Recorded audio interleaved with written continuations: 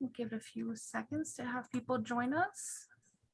A couple of people coming in now, and we are live on our social channels. Welcome everyone to a presentation with Dr. Margaret McKinnon. I'm super excited to have Dr. McKinnon here with us today. Thank you. I'm just going to start off with a bio of Dr. McKinnon. I hope I do her justice. Dr. McKinnon serves as the Homewood Research Chair in Mental Health and Trauma, and is a professor and associate chair in research in the Department of Psychiatry and Behavioural Neurosciences at McMaster University. I'm going to stop there because I know Dr. McKinnon has a wonderful presentation for us and also will lead us off with a land acknowledgement. I'm going to turn it over to Dr. McKinnon. Thank you. Thank you so much, Marsha. I'm honestly so grateful to be here today. I just want to thank the Gatehouse for this invitation. I was just sharing that I'm a person who actually had experienced PTSD. I'm a person with lived experience. I think it's very important to say that, to challenge the stigma that surrounds PTSD and the notion that people don't recover. We do recover. We do very well. And I just want to acknowledge that and to acknowledge the people in the audience with lived experience as well. So what I'm going to do right now is just share my screen and then have a land acknowledgement. So let me just pull up the talk.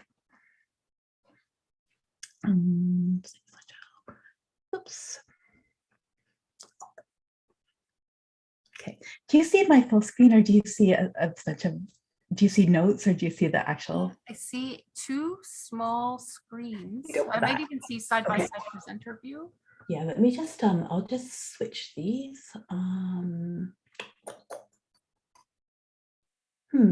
One second. I'm terrible at this. Yeah, you know what? It's gone into, I'll swap to space. Here we go. We can do it. Okay. So there we go. Perfect. How's that? Great. Okay. Okay, so I just want to begin by acknowledging that McMaster University sits on the traditional territories of the Haudenosaunee and Anishinaabe nations, and we are covered by the Dish with One Spoon Wampum Belt Agreement. In saying this, we respect the special relationship of the Indigenous peoples to the lands, and we pledge to walk side by side with Indigenous peoples to recognize that their gifts, and the gifts of all people, are honored and nurtured. So thank you very much again for the opportunity to be here today. And so I know that there are many people in the audience who come from the first responder community, from the survivor community, individuals who work in parole, clinicians who are here today. And I really wanted to talk today about a particular aspect of trauma. And this is moral injury, which is a concept that developed initially in the military, but really captures the experiences of many people who develop trauma, or rather who are exposed to trauma. Some people with PTSD will present with moral injury, some will not. So this is somewhat distinct from PTSD, but very much associated with exposure to trauma. And so I thought we could focus on this particular concept today. I expect some people in the audience, this concept will resonate with you in terms of your own experiences. So I just, I want us all to be safe, to be present with one another. If you are experiencing difficulties, to certainly reach out for help should you need that now.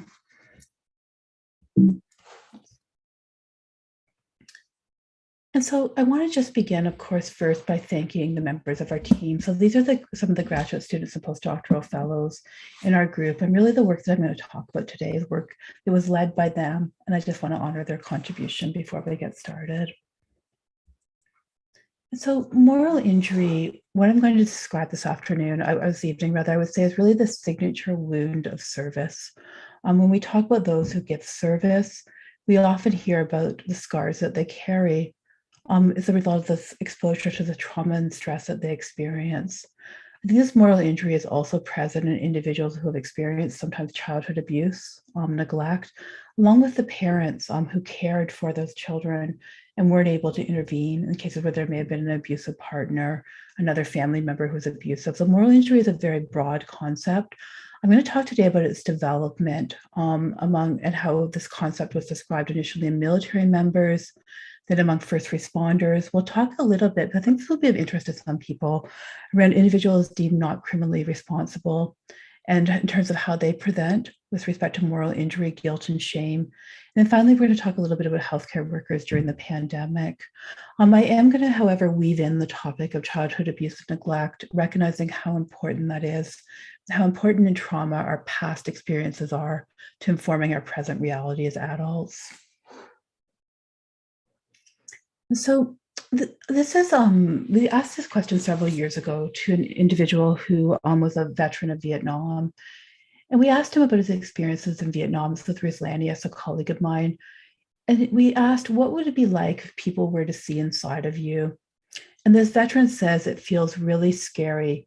I feel like they're going to see a stain, a kind of stain on my soul. I feel a sense of shame about being in the situation in Vietnam. And I also feel shame about some of the things that I witnessed and I didn't do anything about. Case in point, watching idly while they threw a grenade in a hole with a guy and knowing full well what the outcome would be. And this quote really captures the lived experience of moral injury in the sense that a moral injury is a psychological response that arises when one is involved in a situation where they had to or did do something that violates their moral or ethical values. This could be either doing this themselves, witnessing someone doing it and being unable to intervene. So that might be the case, for example, with a parent who's unable to intervene when another parent is abusing a child or tries to intervene, but is unsuccessful, and carrying that burden and feeling that you have somehow violated your moral or your ethical principles. And then this veteran said, and I think very poignantly, he said, if somebody found out about me, they might run. Previously, I'd been in a PTSD group. And there was one of the other guys in the group who said that when he looked into the eyes of a person that hadn't been in Vietnam, it was kind of like looking into the eyes of a baby. They were just that innocent. And I have that same experience. Part of me wishes that I could have that innocence back. That's something that I wish very often. And what the veteran is communicating here is that he has experienced a form of trauma. He has experienced, something that violated his own sense of identity or who he was. And that when he looks at other people around him, he feels that they're just like looking into the eyes of a baby. They're just that innocent. And, we hear that often in trauma and people who have experienced trauma, that those experiences that they've had, they may worry about telling other people about them because they fear that they'll harm them by telling them. But they also may feel that other people are very different or apart from them because they haven't had those same experiences. So I just want to highlight that point very broadly as well as we talk about the experiences of trauma. And so moral distress and moral injury was a concept that was described, as I said initially, both in military members and also initially in nurses as well, who were on units. They were seeing and experiencing things that really violated their moral or ethical principles. Some of the initial situations that were described were unintentional medical errors that led to injury or death. Experiences that military members, first responders may have in terms of witnessing or being unable to prevent harm or death. And then there's this very important component of moral injury, which is the transgressions of leaders or organizations that violate moral or ethical principles. So I want to use an example from Romeo Dallaire, who describes so eloquently when he returned home from Rwanda, the sense of moral injury that he had in terms of being ordered to stand down during the slaughter of the Tutsis by the rebels in Rwanda. And he said that having to stand there and be unable to intervene violated every moral fiber in his body. And when he came home, he felt that he had a moral injury as a result of that. What General Dallaire also talked about, however, was the sense of institutional betrayal that he experienced. So he talked about how he felt that the United Nations had betrayed him and had betrayed the men and women who served with him. Because here again, here's an institution that has a duty of care to the Rwandan people and also a duty of care to the well-being of the military members and veterans. If we think about that within the context of childhood abuse, neglect, interpersonal violence, we're again talking about an individual, so that may be a parent, a family member, a spouse, who has a duty to care for that individual and has violated that duty. And that can give rise to a real sense of betrayal that underlies in part responses to trauma. So what I'm trying to do here is relate this concept of moral injury that arose in other settings to also relate it to childhood abuse, neglect, and interpersonal violence, which I recognize are very relevant here to members of the audience as well. And so why is moral injury important?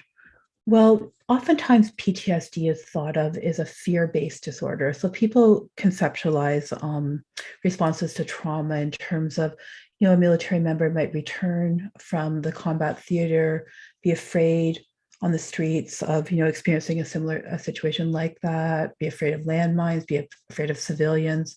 But there are other facets of trauma, I think, that are much less explored. And those involve significant feelings of guilt, of demoralization, of shame, and of anger. And all of these are normal responses to abnormal traumatic events. And it's not just a fear-based picture that we see in trauma, in PTSD, and certainly not in moral injury. When a moral injury does develop, we see that it's associated with many different psychological responses, including elevations in anxiety, elevations in symptoms of post-traumatic stress injury, symptoms of depression. People may ruminate over decisions that they've made or actions or inactions. There may be feelings of worthlessness, of hopelessness, and powerlessness. And so when we think about the picture in terms of trauma, we want to be thinking not just about fear, that traditional conceptualization of a post-traumatic stress injury, but also about guilt and shame and the potential for moral injury. And so we want to look at here, when we first started doing this work, we wanted to understand what were some of the factors that may give rise to moral injury. What might some of those risk factors be for people who serve? And I recognize many of the members, the audience here today are people who give service every day. And when we were doing this, we were thinking very much about the 90-10 rule in trauma. And this is the notion that when we experience a traumatic event and we're in the present day, in many cases, 10% of what we're experiencing may relate to the present moment, and 90% of what we're experiencing when triggered, for example, may relate to the past and how we interpret events. And so we examined this question in Canadian Forces military members who were receiving inpatient care for post-traumatic stress injuries. And it's well known now that among military members and veterans, rates of childhood abuse and neglect are actually higher than in the general population. So it's estimated that among military members and veterans, there's about a 50% higher rate of childhood abuse and neglect in these individuals. And we certainly found that among the individuals who were receiving care for their post-traumatic stress injuries and who were military members and veterans. And the question that we asked was whether this history of early life adversity or adverse childhood experiences was related to moral injury. And what we found was that experiencing emotional abuse during childhood was associated with higher levels of a sense that one had violated one's own moral or ethical values, that one felt betrayed by an organization, and also the overall sense of moral injury. And I think when we think clinically about this, thinking in terms of when someone has not had control over their body, when they've been told in childhood that they're dirty, that they're shameful, that they don't have authority, it's not surprising then that when they experience these very morally challenging situations, that they might judge themselves very harshly in these situations, giving rise to a sense of moral injury, or they may feel very betrayed because, again, it's a repetition of that pattern in childhood around somebody who had a duty to care for you who has not done so. And so when we think about this in terms of the relation between moral injury and early life adversity, we see that relation emerge. And I think it relates a lot to those schemas or expectations that people learn when they've been abused or neglected during childhood. And so we've looked at this as well in first responders. And, for those of you in the audience who do come from this community, I think you'd be sure to tell us that it's not just one event that gives rise to a sense of moral injury. And this is when we interviewed a first responder who was receiving care for their post-traumatic stress injury.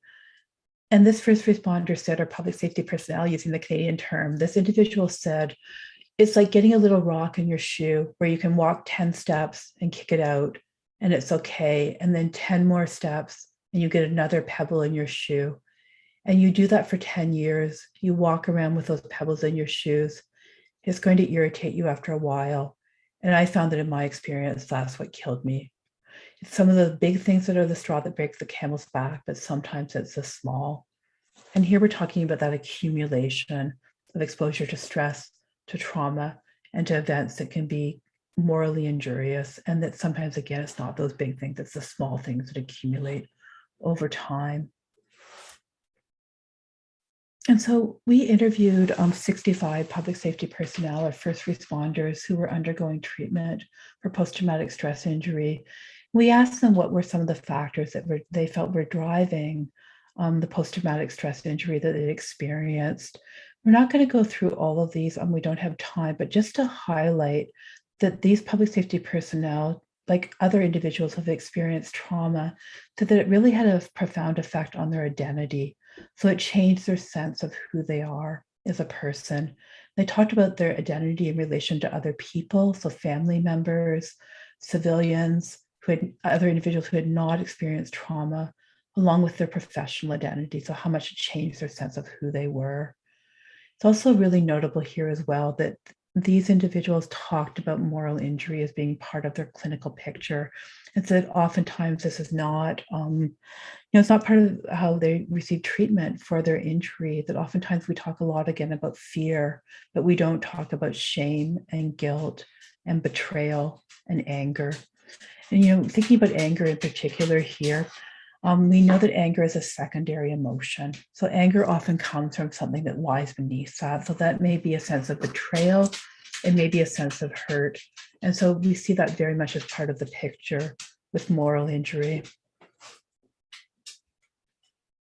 And so when we looked again at what are some of the factors that predict the development of moral injury among public safety personnel and first responders, we looked again at the presence of adverse childhood experiences, and then difficulties in recognizing emotion and having strategies to deal with emotion. This is called emotional regulation. And we looked at whether or not both those adverse childhood experiences and difficulties in recognizing emotion and having strategies like self-soothing to assist with regulating emotion. And just imagine that someone who's experienced early life adversity, how difficult it is for them to learn to soothe themselves or to regulate emotion when they haven't had a model for that and they haven't been validated in their own emotions during childhood. And so when we looked at this, I want to say, first of all, that we looked at what were some of the features of moral injury that we saw among first responders. And what we found here is that first responders talked about morally distressing decisions that they made on the job. So for example, needing to protect themselves over others. So that could be an example of going into a house fire. That building is about to collapse and you need to take your people out. And knowing that there are still people inside of that house. Being in situations that involve a triage where, we need to make decisions, have to make decisions, for example, around the use of the jaws of life, blaming coworkers for things that may have happened on the job. Also, of course, those institutional failings. And so perceived moral violations by a governing organization. So having insufficient training to do the job that needs to be done, a lack of support and recognition, a lack of recognition of an injury. Then first responders who we tested, this was about 400 first responders who told us a bit about their experiences of moral injury, talked about some of the emotional difficulties that arise from being involved in situations that violated their moral or ethical principles, or where they felt that they had been betrayed. And they talked again about that anger, that shame, and that guilt. And to give you a sense of what some of these responses looked like, we actually created a scale.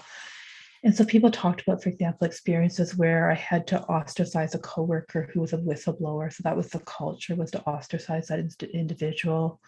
I'm bothered that I had to take disciplinary action against a staff member or a coworker where I didn't necessarily feel that was the right thing to do. I'm bothered that I had to protect myself rather than protecting another person. And that's hard to do. I know my dad was the assistant deputy fire marshal in the province, and he would talk about had to make calls where he knew there were still people inside. Right? I'm bothered, that about a lack of institutional supports to assist public safety personnel who are expected to expose themselves to highly stressful situations. I'm bothered that my employer did not provide sufficient training and so on.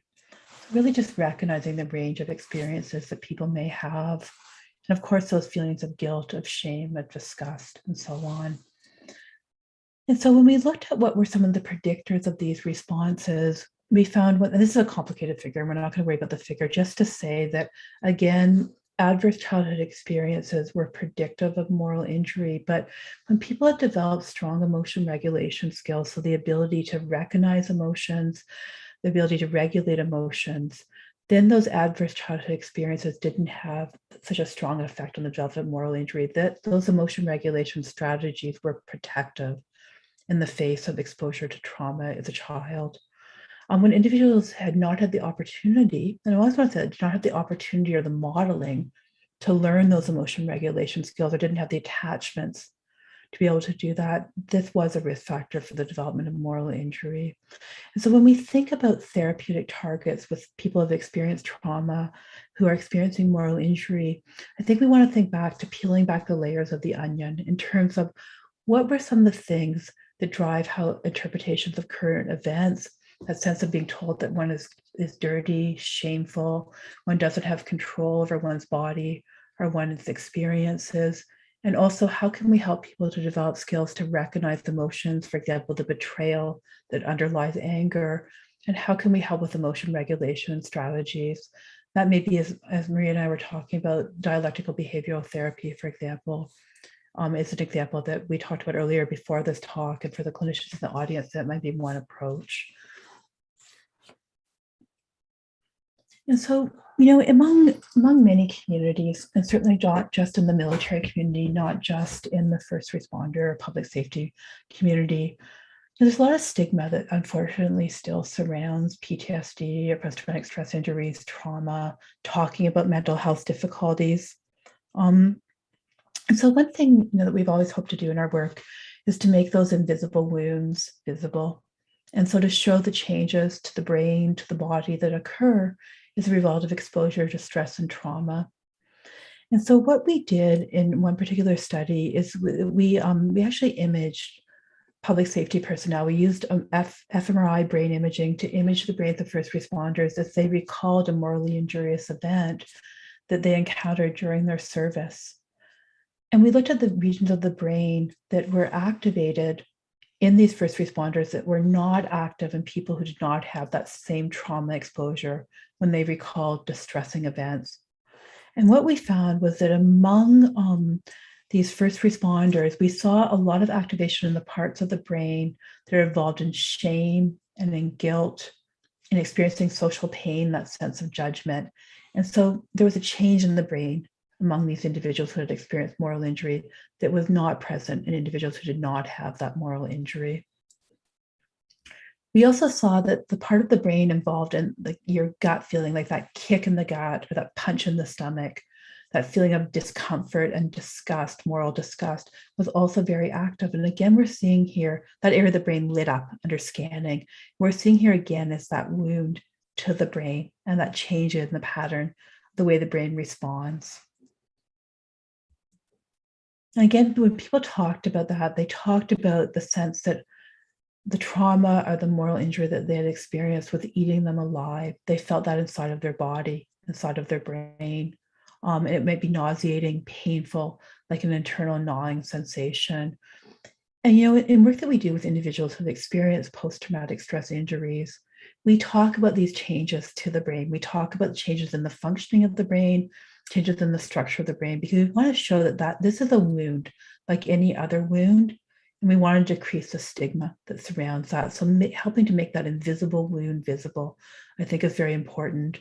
Often this is some of the first things that we talk about when people come into care on the inpatient unit that I'm involved with. We talk about those brain changes to help to decrease stigma around this. And so I wanted to talk a little bit today about some work that we've also done with individuals who have been deemed non-criminally responsible for offenses that they may have committed. I know that there are some parole officers in the audience, so I just wanted to bring this up in terms of moral injury. I'm not going to spend a lot of time on this, but I think it is important to talk about for people who may be interested in this, and individuals involved in law enforcement as well. And so we asked the question that for individuals who are deemed not criminally responsible for offenses, as they progress through treatment and they gain insight, do they also experience symptoms of moral injury? I think this is a really interesting question, because oftentimes when people are deemed not criminally responsible, it may, for example, have been, something that had involved a family member. It may have been something that they had done that they would not do when they were mentally well. And so what happens among those individuals as they gain insight? And so what we in fact found, we interviewed individuals who had been deemed not criminally responsible for their offenses, and we found those core symptoms of moral injury as insight developed and treatment progressed. So symptoms of guilt, of shame, of loss of trust, not only in institutions, but also in themselves, that sense that they couldn't trust themselves because they were so profoundly altered by their experiences. And they also talked, of course, about anger, depression, and suicidality and self-harm. But these are individuals who feel that they've done something so badly wrong that it violates their sense, that violates their sense of who they are. And so I'm not going to linger on these points. I recognize that there can also be sensitivity around these, but just to say that there are experiences of guilt and shame among these individuals as well. And I think we just want to be empathic in these situations as well. Coming from a clinical perspective as well, thinking about when people experience guilt, often that's a sense that there's something bad has happened. It was a bad event, there were bad circumstances, but shame is an emotion that can really mire us. It can make it really difficult to progress forward because it's a judgment of ourselves. It's a judgment of ourselves as a bad person, of something that can't change necessarily. And so I think when we think again about helping individuals who have experienced trauma, really distinguishing between guilt and shame and talking about shame is part of the response to trauma.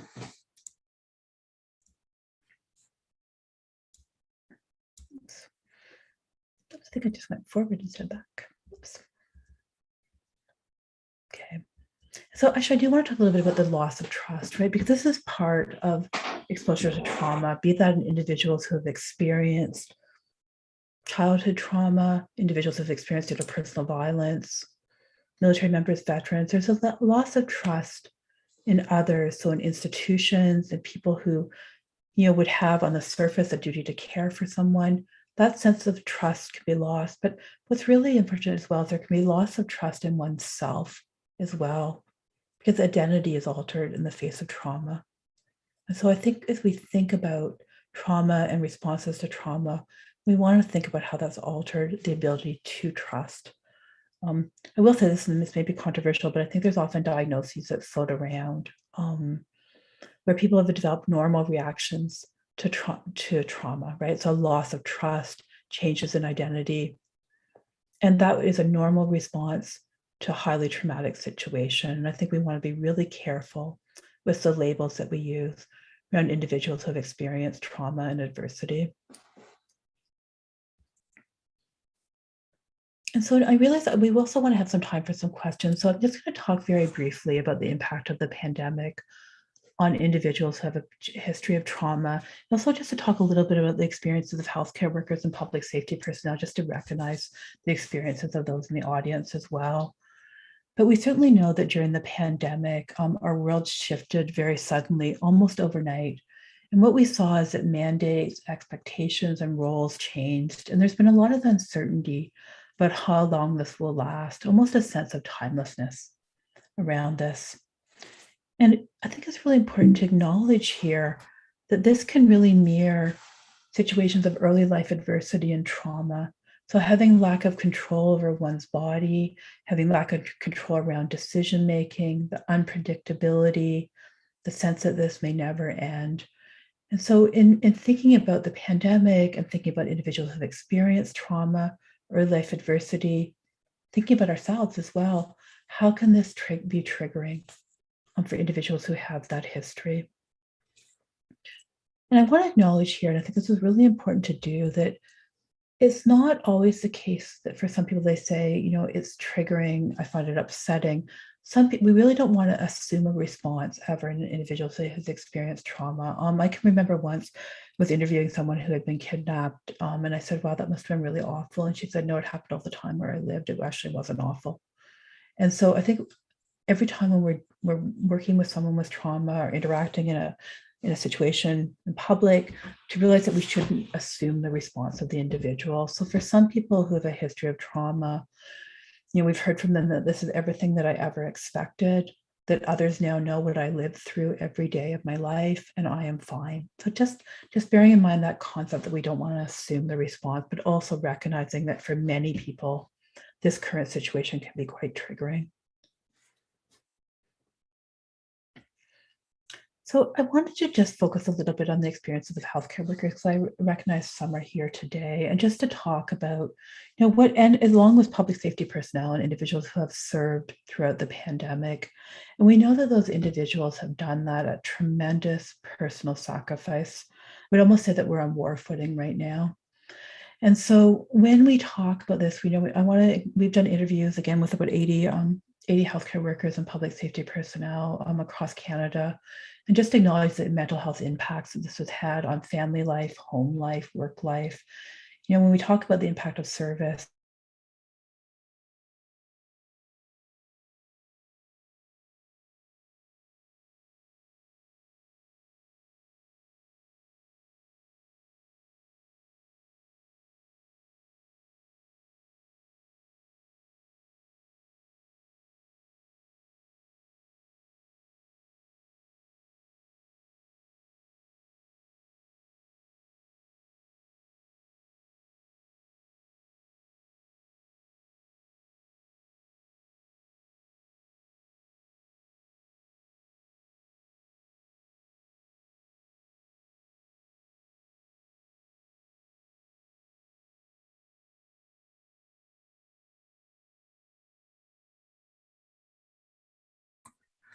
Sorry, everyone. I think Dr. McKinnon's having some internet issues. We're going to try and get her back online. Okay, everyone.